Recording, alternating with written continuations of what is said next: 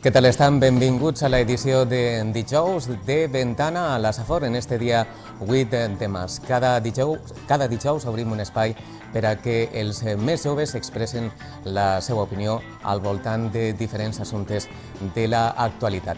Joves que venen des de posicions ideològiques ben diferents. Ens acompanya este dijous Daniel Terrades, que és secretari d'Associacionisme de Noves Generacions a Gandia. Molt bon dia, Daniel. Bon dia, moltes gràcies. Gràcies per acompanyar-nos. També José Manuel Prieto, secretari general de Joves Socialistes de Gandia. Molt bon dia, José Manuel. Hola, bon dia. I Alicia Izquierdo, que és la secretària comarcal de Bloc Joves Safor Valldigna. Alicia, molt bon dia i gràcies. Bon dia, gràcies. Bé, avui és 8 de març, és el Dia Internacional de la Dona. Alguns diuen Dia de la Dona Treballadora, altres simplement Dia de la Dona, i volíem parlar de la visió que tenen els joves d'una celebració com esta. En primer lloc, posar damunt de la taula el fet de que s'hagi avançat o no, pregunte, en estos darrers anys per la igualtat de la dona. I posem una primera opinió en Daniel. Sí, bé, nosaltres entenem que el Dia Internacional de la Dona Treballadora, com a festivitat que ve celebrant-se des de 1911, crec recordar, és a dir, l'any passat es va celebrar el seu primer centenari, és un dia reivindicatiu, és necessari que celebren dies com aquests, dies reivindicatius, però creguem que encara fa falta treballar molt. Si bé és cert que, com tu apuntaves, s'ha avançat i molt en el que és la conciliació, sobretot de les dones amb la seva vida laboral i la seva vida familiar, encara hi ha molt de treball a fer i encara hi ha moltes coses que es queden una miqueta en l'aire.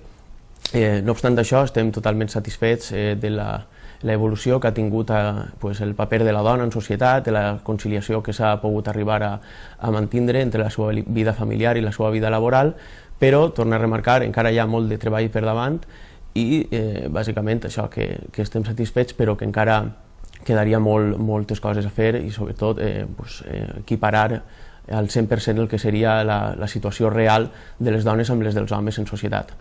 Coincideixes, José Manuel?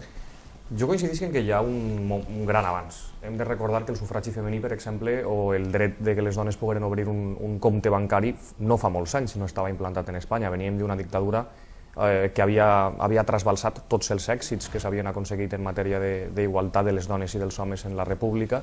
Ja en la República va costar molt d'implantar, vam arribar a la dictadura i es va llevar aquesta igualtat efectiva, va ser una societat patriarcal amb una dominació absoluta de l'home. I si bé és cert que en els últims 30 anys hem avançat, jo crec que ara estem al bord d'una altra volta del precipici amb el risc de tornar 30 anys enrere, perquè les polítiques d'igualtat, sobretot agreujades amb la crisi econòmica, senzillament no existeixen per a moltes administracions i la difícil situació econòmica fica a les dones en una difícil situació personal i laboral que ens converteix una altra volta en un país en risc de tirar 30 anys enrere en matèria d'igualtat. Esta jornada de commemoració comença perquè un grup de dones d'una fàbrica manufacturera de Chicago es tanquen per reivindicar millores en la seva condició laboral i tants anys després, en molts aspectes, encara no hi ha tant d'avanç. Si, per exemple, en Espanya hi ha 77 universitats, d'aquestes 77 universitats, 60 i moltes tenen rectors i sols 11 tenen dones rectores. En l'Acadèmia de la Llengua hi ha 46 seients, de 46 seients, sols 6 són de dones, vull dir que hi ha moltes institucions, molts àmbits laborals on les dones encara no han avançat. En les universitats hi ha proporció de més llicenciades que llicenciats i tot i això els èxits professionals o els equips directius estan majoritàriament copsats per homes, que són els que ocupen els llocs directius o els llocs de més èxit en les empreses, quan les dones està demostrat que tenen una millor preparació i també un millor currículum o una millor capacitació. Vull dir que, si bé és cert que, com deia Dani, en els últims 30 anys hem avançat, jo crec que estem en un risc molt seriós de tornar enrere. I ahir el ministre Gallardón va fer unes declaracions en les que va demostrar, jo crec, que és més necessari que mai, tot i que jo no crec en els dies de, és més necessari que mai tindre una jornada de referència per a seguir recordant que les dones estan ahí i que no és que siguin una peça fonamental o una mujer detrás d'un gran hombre i totes aquestes frases cutres que la societat emplea a voltes, sinó que són una part fonamentalíssima no de la vida d'un home, sinó de la vida en general de la societat. Parla ara l'única dona de la tertúlia d'avui, Alicia. Avui m'haureu de felicitar, Si no, felicitats. després... Moltes felicitats, Alicia. A vosaltres també, Sí que és cert que el fet de seguir, per exemple, celebrant o commemorant allò que diem del Dia de la Dona, sembla que ho celebrem com si fos un dia que s'han assolit tots els èxits, podríem dir-ne. És un dia, podríem dir-ne, per recordar certament el contrari, que no s'han assolit encara la igualtat completa entre dones i homes. Pense que realment la base de tot això, malgrat que s'hagin aconseguit moltíssimes coses, com han comentat els dos companys meus, està en l'educació. En l'educació des que els xiquets són menuts, és a dir, els nostres pares, per exemple, anaven a escola encara separats, xics i xiques, i se seguia establint la idea també, potser foren educats també en una societat, com bé diu José Manuel també, dins de l'etapa de la dictadura franquista, en la qual l'home era el que havia d'anar a treballar i portar els diners a casa i la dona s'encarregava de la casa, però aquesta tasca que realitzava la dona a casa no es considerava com una feina, sinó com una obligació.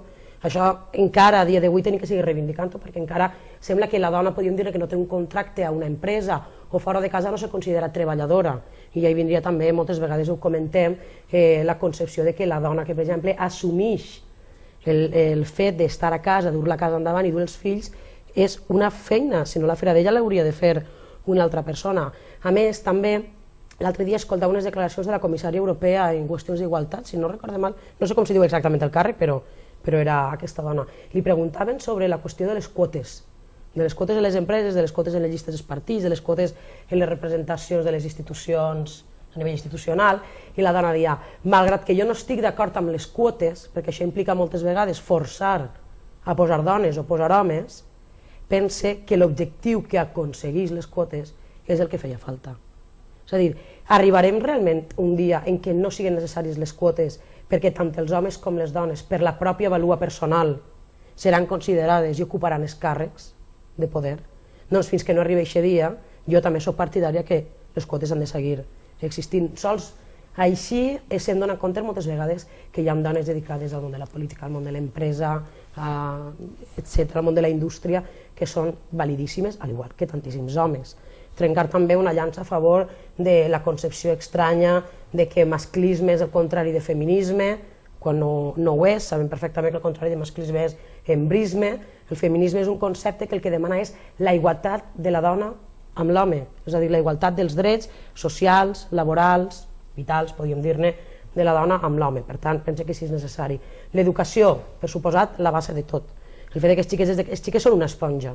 El que veuen al seu voltant, el que senten al seu voltant, ho traslladen després al seu entorn, i encara seguim observant realment en els joves i fins i tot en gent molt menuda estereotips masclistes que són encara herència, podríem dir-ne, som una generació encara hereva d'aquest masclisme d'anys passats. Penso que sols amb l'educació i amb la comprensió i amb el treball diari se podrà dur endavant d'aquest canvi. Estem parlant d'educació, però atès algunes enquestes, alguns estudis, jo no sé si alguna cosa estem fent malament, perquè, per exemple, tinc així davant un estudi de l'any passat que diu que el 80% dels adolescents creu que en una relació de parella la xica ha de fer-li cas al nòvio, de complaure al nòvio, i també n'hi ha una altra dada: 3 de cada 10 adolescents enquestats consideren que una dona se sent realitzada només quan té parella. També consideren el 40% dels joves que el xic ha de protegir a la seva xica, i 6 de cada 10 considera que la gelosia és normal en una relació de parella. En aquestes dades potser n'hi ha alguna cosa que no s'estiga fent bé? Bueno, jo sé que vaig a trencar el torn, però si em deixeu un poc, perquè avui justament, com venia avui així, a l'escola ja portàvem 2 o 3 dies comentant dins de classe. Jo sempre aprofite quan són aquestes dates així en concret per fer partíceps també als meus alumnes que em diguen què és el que veuen ells o el que pensen ells i tal. I saps quina és la cosa que havien coincidit moltíssim? La publicitat, la televisió, el cinema, sobretot moltes vegades els mitjans de comunicació, els propis cantants moderns i coneguts i famosos, amb les lletres de les cançons, etc., inciten i forcen a aquest tipus de pensament. Tu t'agafes una revista juvenil, per exemple, i el test que te fica és 10 coses que fer bé per agradar a un home.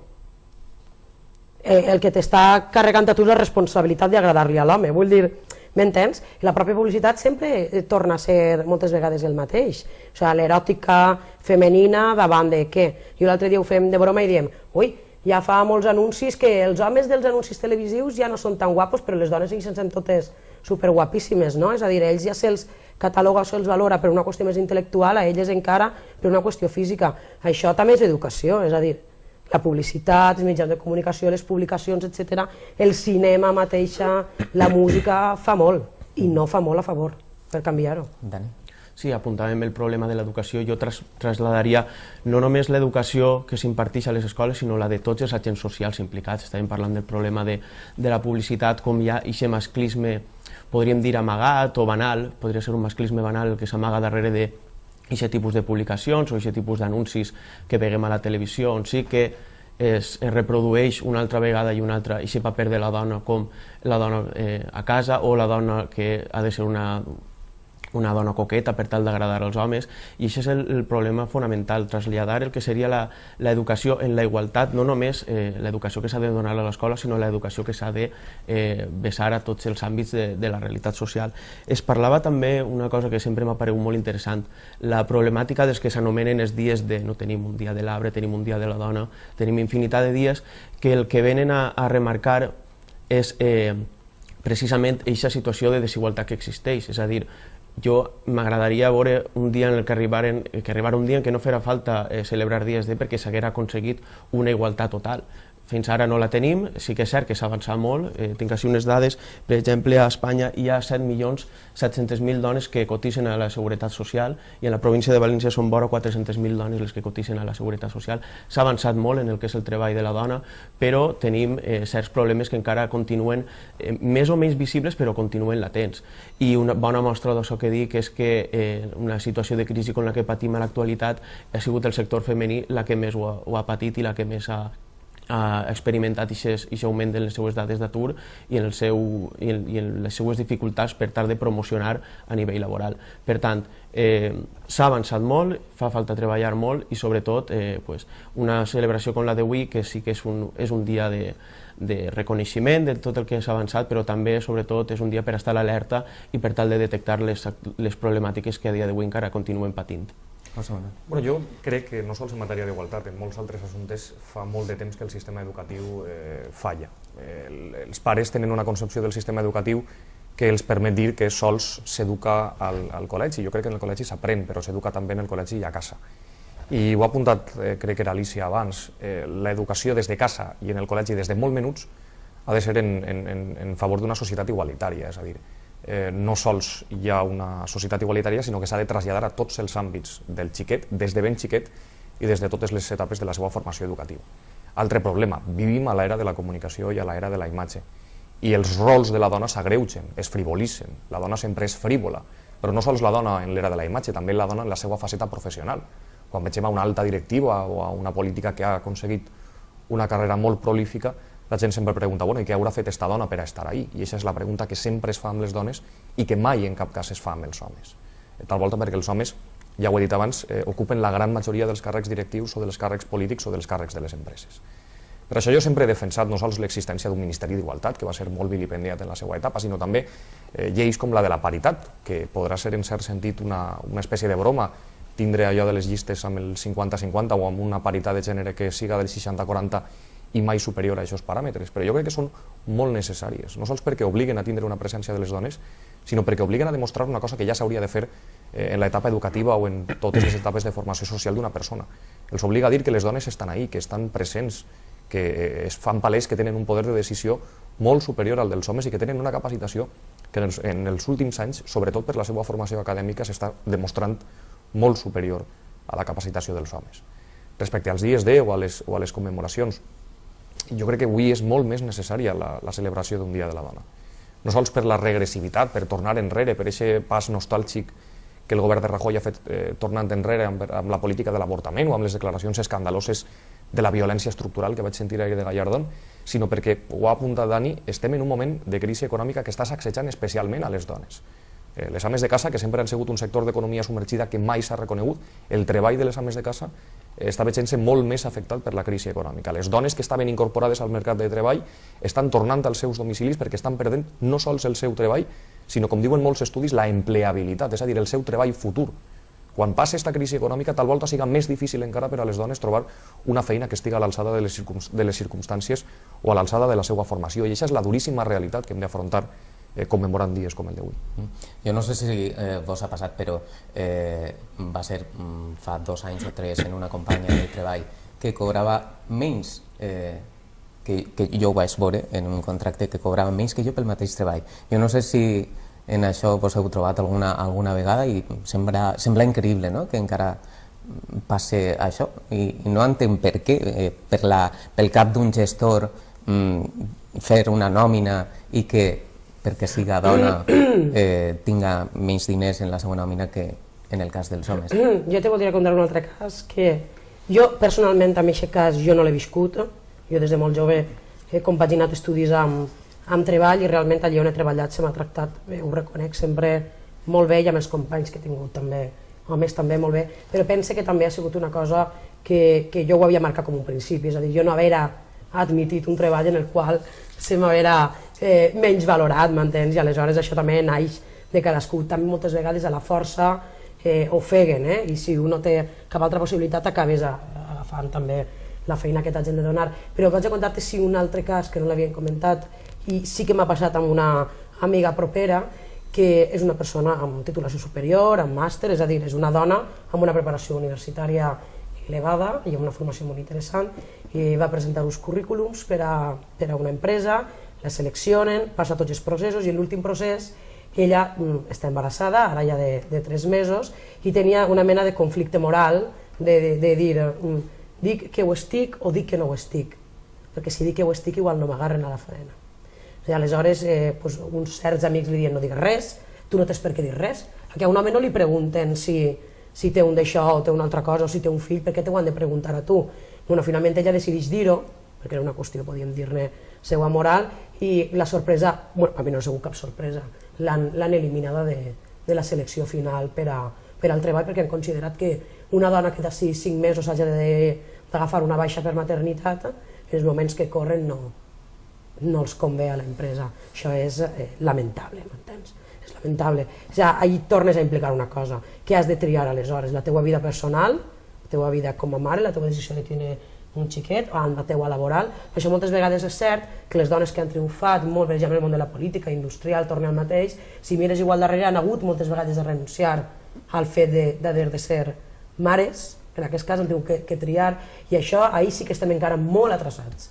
Molt atrasats. És que durem 40 anys de distància respecte als èxits d'altres països. Hem tingut 40 anys de lapsus de dictadura. El de cobrar menys també, però vull dir, aquesta qüestió, l'haver de triar realment entre la maternitat, per exemple, o el teu futur laboral, això estem encara molt atrasats. Si Daniel vol afegir alguna cosa, no, sí, és que realment el problema de fons és aquest masclisme banal que ja apuntava jo, que és un masclisme que encara que moltes vegades no es fa molt visible en el sentit que sí, les dones poden accedir a determinats llocs de treball que antes no podien fer, es dona oportunitat per a que puguin accedir, hi ha certs incentius a la contractació que hi hagi certa paritat entre el nombre de dones i d'homes, però al veure casos com el que apuntava Alicia tenim clar que el masclisme encara està d'aquesta forma latent en la cultura empresarial de certs empresaris que opten per aquestes pràctiques. Bé, canviem d'assumpte, estem parlant del valor de la igualtat, de la visió que tenen els joves sobre aquest assumpte, i un dels aspectes que més queden reflectits en les valoracions que fan els joves al voltant del medi ambient. Sembla que ja estem prou conscienciats al voltant de la importància de cuidar del nostre medi ambient. Estan duent-se a terme diferents actuacions de caràcter mediambiental en la ciutat de Gandia, en concret en la Marxal, per exemple. Sembla que és un valor que ja heu interioritzat els joves i ja el tenim assumit. Hem de recórrer més camí encara en l'aspecte de la conscienciació respecte del medi ambient? Sí, evidentment, igual que estàvem parlant des del Dia de la Dona, els valors mediambientals han evolucionat prou en els últims anys, i que és cert que hi ha hagut una certa efervescència del que són els valors mediambientals. Avui en dia, més o menys, la gran majoria de la gent opta per reciclar, la gran majoria de la gent opta per no dur a terme certes pràctiques que es duien abans, però també cal tindre en compte que s'ha d'avançar molt i sobretot ja que, igual que apuntàvem abans, des de ben menuts educar als joves, que seran els futurs ciutadans del futur, per tal que tinguin present sempre aquesta conscienciació mediambiental i aquests valors que s'han vingut a dir valors postmaterialistes que eixen a partir de cert desenvolupament que experimenten les societats, com pugui ser els valors de la igualtat, els valors mediambientals que estem parlant ara, i jo crec que bàsicament serà una situació que amb el que serà l'evolució futura de la societat anirem sempre cap a aquesta meta final. José Manuel, volia preguntar-te, pel que fa al medi ambient, els joves tenim més cura de la importància de respectar el medi ambient. Sembla que l'educació, en aquest cas, perquè ara a un xiquet li dius o agarres una botella de plàstic i la portes a un puesto que no toca, ja te crida l'atenció, no? Sí, jo crec que a la Comunitat Valenciana estem escarmentats. Hem vist les barbaritats que s'han fet a molts ajuntaments de molts pobles, de moltes ciutats respecte al medi ambient, no sols la destrucció del litoral. S'han arribat a cremar muntanyes per a després edificar, quan la liberalització del sòl, quan es podia edificar en qualsevol lloc, quan hi havia barra lliure per a totes aquestes coses. I jo crec que la conscienciació amb els incendis de cada estiu, amb les polítiques que hem fet anant molt enrere, molts anys, respecte del medi ambient, ens han fet agafar una certa consciència, especialment als joves, respecte del medi ambient, sobretot perquè en les escoles se'ns està introduint des de molt xicotets valors que abans no s'introduïen. Puc referir-me, per exemple, més concretament al reciclatge. Jo crec que les polítiques de reciclatge, quan jo era menut i vaig començar a l'escola, senzillament no es tractaven, però ara a totes les aules hi ha separació de materials, cadascun amb el seu contenidor, perquè els xiquets des de menuts puguen ensenyar-se. Jo m'he criat bàsicament en el Consell dels Joves. Quan jo vaig entrar al Consell dels Joves, una de les coses que me va sorprendre moltíssim era com de forma voluntària cada estiu un grup molt nombrós de joves, cada estiu eren més de 100 joves, patrullaven les muntanyes a canvi de res, perquè no cobraven res, fent una tasca de conscienciació ambiental, no sols de vigilància del nostre entorn ambiental, del nostre patrimoni ambiental, que a Gandia és molt ric, sinó també de conscienciació de la gent que estava allí respecte del que podien fer o no podien fer quan estaven a la natura o quan convivien amb el medi ambient. I és una de les coses que em va sorprendre moltíssim, que hi haguera una institució com el Consell dels Joves on un voluntariat tan potent, amb molt poques voltes, amb recursos suficients, poguera fer tantes coses. El que passa és que jo, com amb el tema de la igualtat, i ho he de dir, correm el risc de seguir tornant enrere. Jo ho veig amb el voluntariat, cada volta tenen menys recursos, però ho veig també quan hi ha certes actuacions sospitoses a molts entorns de Gandia respecte del medi ambient. Alicia, que tractes en xiquets, hem avançat, suposa? Jo penso que en aquesta qüestió les generacions joves sí que poden considerar-nos un exemple per a les generacions dels majors. Tu a dia d'avui, per exemple, dins d'escola, els xiquets ja ho tenen claríssim, fins i tot en una qüestió senzilla com el típex, fer d'utilitzar el corrector als fulls, els meus alumnes no l'utilitzen perquè ja tenen clar que una fulla tacada amb típex necessita més aigua a l'hora de ser reciclada i que aleshores és pitjor per a reciclar, i ja venen i em mostren, perquè jo us vaig explicar que existien també els que són lliures dels CFCs, aquells, de l'atmosfera, i venen i me'l mostren i em diuen, este ja el puc utilitzar, mira, ja he llegit allò que em digueres, que este no fa malbé la capa d'ozó, és a dir, certament ahir sí que s'ha fet una gran tasca. El que sembla és que les generacions majors no estan aprenent o no estan realment fixant-se amb el que estem fent els joves o el que hem assumit els joves. El voluntariat ecològic ha sigut una de les activitats més magnífiques que s'han realitzat des del Consell de la Joventut.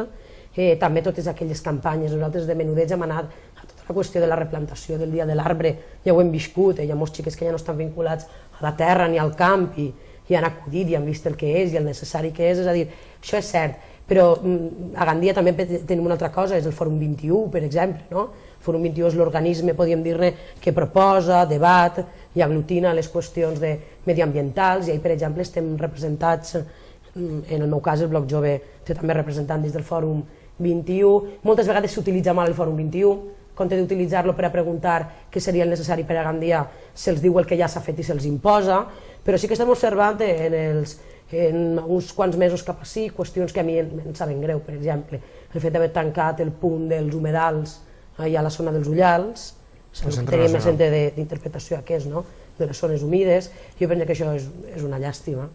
Per exemple, una cosa que havíem aconseguit era un referent a nivell del País Valencià i fins i tot a nivell d'estat espanyol, que és ja tancat no fa cap favor a Gandia, o fins i tot les declaracions de l'actual govern de Gandia en la qüestió de la platja de la Weir, que va ser una de les grans lluites també que vam tenir així, que s'estiga plantejant ja el fet que la zona de la platja de la Weir o la zona de la Marjal se vagin a realitzar camps de golf, o se vagi a fer un hotel, o se vagi a fer no sé què.